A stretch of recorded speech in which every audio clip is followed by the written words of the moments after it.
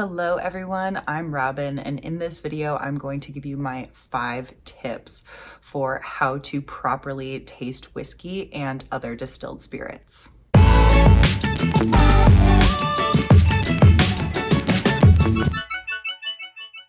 First off, for tasting whiskey, I like to have glasses that have curves similar to this.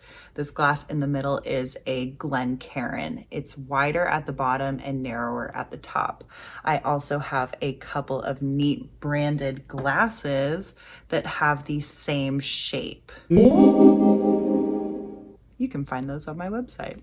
The reason I like this shape is that the aromas from the surface area of the whiskey get funneled right up to your nose, which is great for nosing whiskey. Now, if you don't have glasses that are shaped like this, you can pick them up on my website, or you could use something like a wine glass or whatever glass you normally drink your whiskey out of. So a rocks glass works great as well.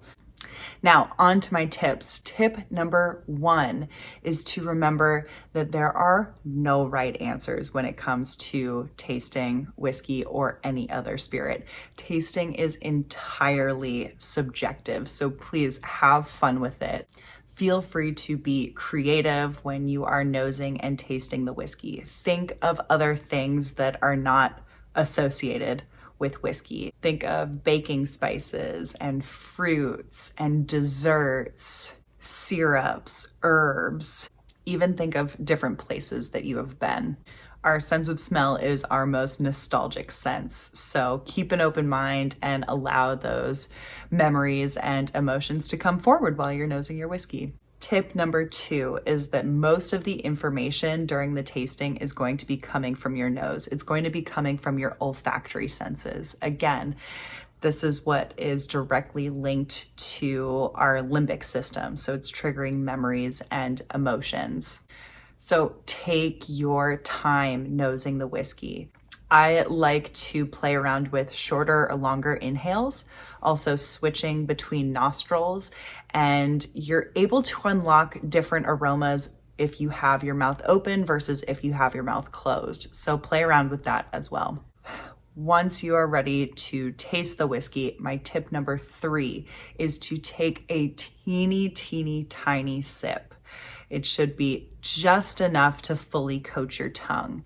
And you're gonna let that sip travel all around your tongue, front, back, side to side, even underneath your tongue, and let it sit there for way longer than you think it should be there. I've heard some say to leave it on your tongue for 1 second per year the whiskey is old. What I like to do is I will leave the sip on my tongue, moving all around my palate until any of that alcohol vapor has dissipated. So if you're feeling any alcohol burn, leave it in your mouth and wait till that subsides. I promise it will. And as the whiskey's in your mouth, pay attention to what initial flavors you're getting right away. Tip number 4 is to pay attention to the whiskey mouthfeel. Does the sip build in viscosity or stay delicate and thin? Is there any tingling on your palate? And if so, where? Is the texture silky, oily, creamy, or is it drying?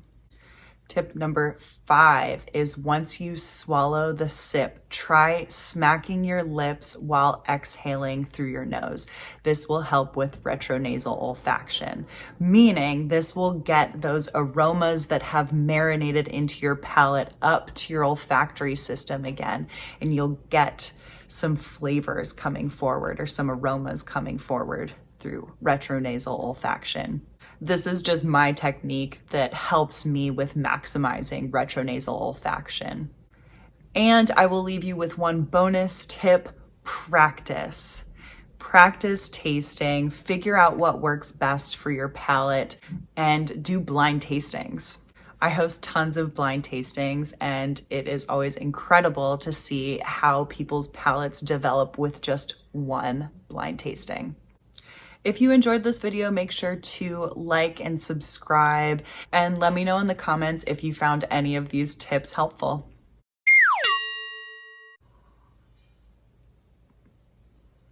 The glass is wider at the bottom. Oh, cat hair. Oh, Lucy. The behind the scenes of how I film all my videos.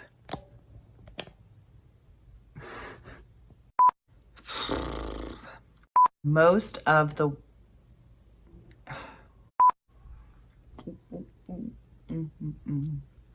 tastes